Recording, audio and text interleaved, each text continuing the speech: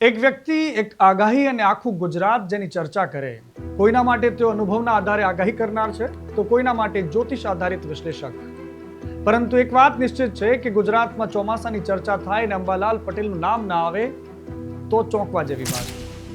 પરંતુ હવે ભાગ્ય જેવું બને છે કે વરસાદ પડે કે ન પડે, પરંતુ એક નામ હંમેશાથી ચર્ચામાં રહે છે, એનું નામ છે અંબાલાલ પટેલ. અંબાલાલ પટેલ રિસાઈ ગયા છે. એમણે જાહેરાત કરી દીધી છે કે હવે હું કોઈ પણ જાતની આગાહી નથી કરવાનો. અત્યારે અમે આગાહી બંધ કરીએ છીએ, ત્યારે મીડિયા ભાઈઓએ મારી પાસે આગાહી લેવા આવવું નહીં. પરંતુ એવું તો શું થયું કે અંબાલાલ પટેલે દાયકાઓથી અપાતી આગાહીઓ પર અચાનક જ બ્રેક લગાવી દીધી? શા માટે આવું કર્યું? સમજવું જરૂરી છે. નમસ્કાર, હું છું મનીષ અને આજે અખાડામાં વાત અંબાલાલના રીસામણાની કરવી છે કે અંબાલાલ પટેલે અચાનક જ આગાહીઓ આપવાનું બંધ કેમ કર્યું છે. હવે થોડી વિગતે વાત કરીએ. રાજકોટમાં રહેતા જયંત પંડ્યા, જો વિજ્ઞાન જાથા નામથી એક સંસ્થા ચલાવે છે, અનેક ઠેકાણે રેડ પાડે છે, નકલી ભુવાઓનો પર્દાફાશ કરે છે, સાથે જ ધર્મને અંધશ્રદ્ધા સાથે જોડાઈ રહ્યો હોવાનો એક તર્ક પણ આપે છે. જો કે પશુ બલિ જેવા કિસ્સાઓમાં તેઓ પોલીસની સાથે રાખીને ઠેર ઠેર રેડ પાડે છે અને સારું કામ પણ કરે છે.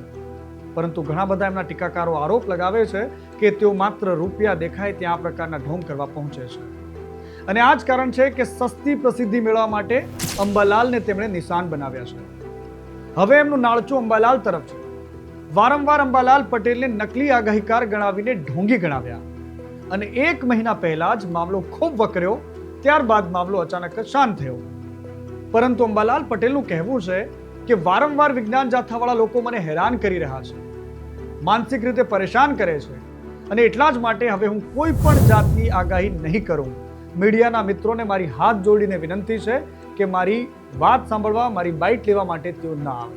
જાથાના કેટલાક નિવેદનો હજુ પણ આવે છે અને આ નિવેદનો લગભગ ઘણી વખત પરંપરાગત જ્ઞાનના કુઠારાઘાત છે, આપણા ઋષિમુનિયાના જ્ઞાનના કુઠારાઘાત છે. અને આ નિવેદનો જે છે એ યંત્રો નથી, અત્યારે હાલ યંત્રોની જરૂર પણ નથી. આમ છતાં આ આગાહી અમે લોકકલ્યાણથી આપતા હતા અને હવે અમારી ઉંમર છે, આવા વિવાદમાં અમે પડવા માગતા નથી. હવે અમે આગાહી આપવા માગતા નથી. જ્યારે અમને કોઈ સપોર્ટ મળશે તો અમે આગાહી આપશું, પરંતુ અત્યારે અમે આગાહી બંધ કરીએ છીએ. એટલે જે અત્યારે મીડિયા ભાઈઓએ મારી પાસે આગાહી લેવા આવવું નહીં. જોકે અત્યારે આ મામલે અનેક લોકો પોતાના તર્ક રાખી રહ્યા છે, પરંતુ અંબાલાલના સમર્થનમાં રીતસરનો એક પૂર આવ્યું છે. ખેડૂતો અંબાલાલની વાતોને એટલી હદે સાચી માને છે કે અંબાલાલ જે પણ કહે એ પ્રમાણે જ તેઓ વાવણી કે પછી લણણીનો સમય નક્કી કરે. હવે સવાલ એ છે કે અંબાલાલ કાકા છે કોણ? ક્યાંથી શરૂ થઈ એમની સફર? કેવી રીતે આગાહી આપતા શીખ્યા અને આખરે અંબાલાલ આટલા બધા ચર્ચામાં કેમ રહેશે? શા માટે આજે તેમની દરેક વાત ગુજરાતની હેડલાઇન બની જાય છે? અમદાવાદ જિલ્લાના રૂદાટલ ગામમાં 1 સપ્ટેમ્બર 1947માં જન્મેલા અંબાલાલ પટેલ આણંદની કૃષિ યુનિવર્સિટીમાં ભણેલા છે અને કૃષિ વિષયમાં તેમણે નિષ્ણાંત થયેલા છે. ત્યારબાદ તેમણે કૃષિ વિભાગમાં નોકરી પણ કરી. વર્ષો સુધી સેવા કરી છે ગુજરાત સરકારની. ખેતી સાથે સંકળાયેલા હોવાથી કુદરત, ઋતુચક્ર અને વરસાદના અભ્યાસમાં તેમણે સતત વધારો કર્યો. સરકારી નોકરી દરમિયાન જ તેમણે જ્યોતિષશાસ્ત્ર શીખ્યું. પ્રાચીન ગ્રંથો, ગ્રહોની ગતિ, હવાની ગતિ, આ તમામ વિષયોથી તેમણે ધીરે ધીરે પોતાની એક્સપર્ટીઝ શરૂ કરી દીધી. અનુમાન લગાવવાનું શરૂ કર્યું. પહેલી વાર 1980માં આગાહી કરી, સાચી સાબિત થઈ અને ધીરે ધીરે એમણે આ કામ આગળ વધાવ્યું. ખેડૂતોમાં તેમની એક અલગ ઓળખ બનવા લાગી. અંબાલાલ પટેલનું નામ રાજ્યભરમાં ત્યારે ગાજ્યું જ્યારે ચોમાસું આવ્યું. આપણને ખબર છે, જ્યારે ગુજરાતમાં મોટા વાવાઝોડા આવ્યા એ પહેલા અંબાલાલ પટેલે લોકોને ચેતવ્યા છે, સાવધાન કર્યા છે. વાવાઝોડા હોય કે માવઠું હોય, જબરદસ્ત ચક્રવાત આવવાનું હોય, તમામ ક્ષણો પર કે પછી આકરી ગરમી પડવાની હોય, કડકડતી ઠંડીની વાત હોય, ત્યાં સુધી કે રાજકીય આગાહી પણ કરતા થયા અને ત્યાં સુધી કે ભૌગોલિક બાબતોમાં ક્યારે અથડામણ થશે એ વાત પણ અંબાલાલ કહેતા રહ્યા. ભારત પાકિસ્તાનના યુદ્ધની કે પછી રશિયા અને યુક્રેનના યુદ્ધની પણ અંબાલાલ પટેલે આગાહી કરી છે. અમેરિકા અને ઈરાનના યુદ્ધની પણ એમણે આગાહી કરેલી. આ તમામ બાબતોથી લોકોના મનમાં અંબાલાલ પટેલનું સ્થાન એક ઊંચા લેવલ પર પહોંચી ગયું. અચાનક જ અંબાલાલ પટેલની આ જાહેરાતથી આજે આખું ગુજરાત સ્તબ્ધ છે. અનેક લોકો પૂછી રહ્યા છે કે કાકા માની જાઓ, આવી બધી કઈ જરૂર નથી રીસાવાની, કોઈ માણસ ભલે તમને ટોકે. રાજ્યનું વહીવટી તંત્ર હોય, નેતા હોય, સરકારના મંત્રી હોય કે પછી ધારાસભ્યો કે પછી સામાન્ય ખેડૂત, આજે તમામ લોકો એક વાત કરી રહ્યા છે કે અંબાલાલ પટેલ તમે માની જાઓ, તમને આજે આખું ગુજરાત મનાવી રહ્યું છે, માની જાઓ. હવે વાત કરવી છે સરકાર જેને માની જાઓ કહી રહી છે એ ખેડૂતોની, પરંતુ એ ખેડૂતોની વચ્ચે બે ભાઈઓ ચર્ચામાં છે. એ બે ભાઈઓની વાત કરવી છે. એકને આપણે ઓળખીએ છીએ કાંતિલાલ અમૃતિયા, કે તેઓ રાજ્ય સરકારમાં મંત્રી છે, અને બીજા એમના ભાઈ છે કાળુભાઈ, જેમને કાળુભાઈના નામે લોકો વધારે ઓળખે છે. એમનું નામ છે રાકેશભાઈ. બંને ભાઈઓ આજકાલ ખૂબ ચર્ચામાં છે. ચર્ચામાં એટલા માટે નથી કે આંદોલન ચાલી રહ્યું છે, ચર્ચામાં એટલા માટે છે કે ખેડૂતો આજે પણ માન્યા નથી અને આંદોલન પણ એમના જ ગામમાં ચાલી રહ્યું છે.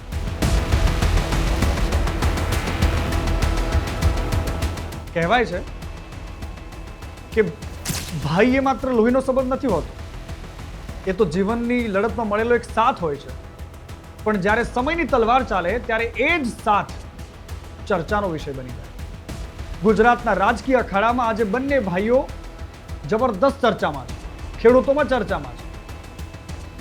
કાંતિભાઈ અને કાળુભાઈ બંનેના નામ અત્યારે જોરશોરથી લેવાઈ રહ્યા છે. એક ખેડૂતોના મંચ પર છે, બીજો સરકારની વાતો કરે છે. ત્યાં સુધી કે મંત્રીનો સગો ભાઈ ધમકી આપે છે. કાળુભાઈ કહે છે કે 108માં મંત્રીઓને મોકલવાના છે જો અહીંયા આવે તો. જો ખેડૂતો વળતર પૂરું ન મળે એટલે જે મિનિસ્ટરો લાલ ગાડીમાં રખડે ને 108માં ગાલવાય અને બાપને આમ કઈ ગાલવાય. તો ક્યારેક તેઓ કહે છે કે કલેક્ટરને થાંભલે બાંધીને ન મારો તો અમૃતિયાના પેટનો નહીં.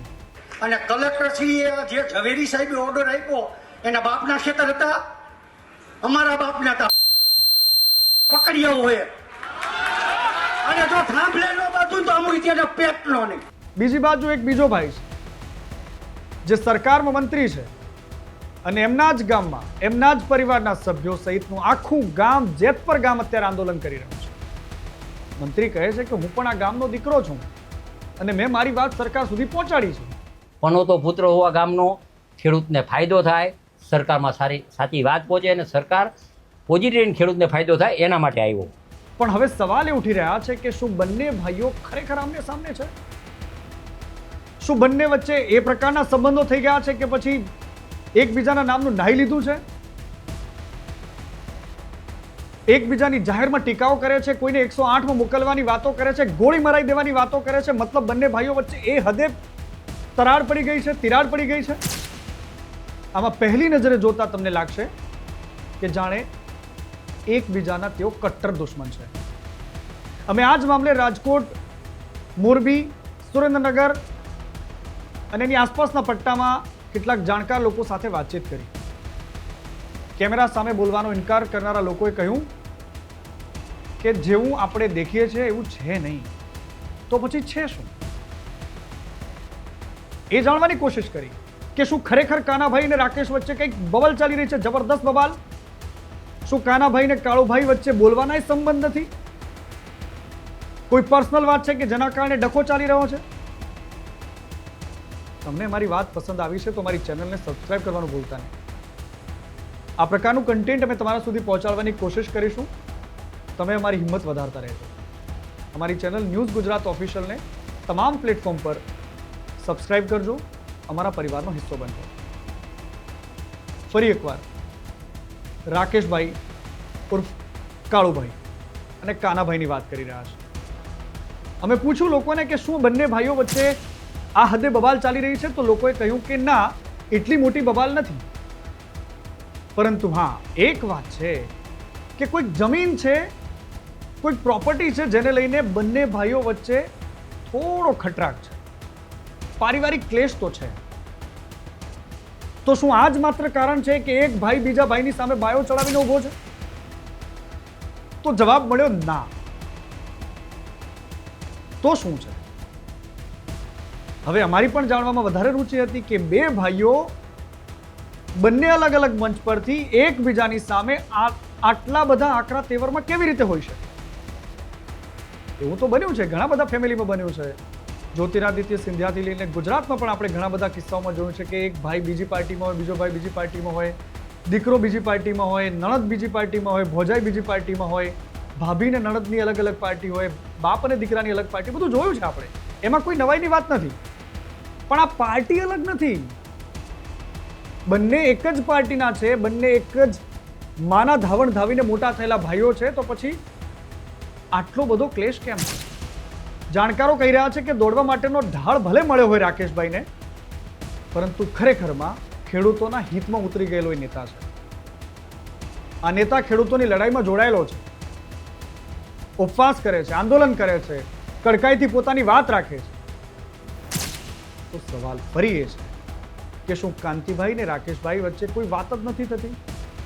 જો બધું જ ઓકે છે, જો બધું જ બરાબર છે અને બંને ભાઈઓ વચ્ચે એકદમ એટલો બધો કોઈ તિરાડ નથી પડી ગઈ, તો બંને ભાઈઓ વચ્ચે વાત નહીં થતી હોય? શું કાનાભાઈએ ક્યારેક કાળુભાઈને વાર્યા નહીં હોય કે ભાઈ સરકારની બદનામી થાય છે, તું રહેવા દે, તું રહેવા દે, કારણ કે સરકારમાં હું મંત્રી છું, આ મારું જ પોતાનું ગામ છે? શું એમણે નહીં વાર્યા હોય? આનો જવાબ પણ અમે જાણવાની કોશિશ કરી, પરંતુ આનો જવાબ કાંતિભાઈ કે કાળુભાઈ સિવાય કોઈ આપી શકે એમ નથી. કારણ એ હતું કે બીજા દિવસે કાળુભાઈની ક્વોરી ચાલે છે, ક્વોરીના ઠેકાણા ઉપર રેડ પડે છે, આંદોલનકારી નેતાઓના સમર્થનમાં આવે છે. કાળુભાઈને ક્વોરીનો બિઝનેસ છે. ફરીવાર કાળુભાઈ આવે છે અને સરકારની ઝાટકણી કાઢે છે. હું નમતું નહીં જોખું, મને મોત મંજૂર છે, પરંતુ હું નમીશ નહીં. હું ખેડૂતોના માટે ઉભો છું, લડતો રહીશ ને લડતો રહીશ.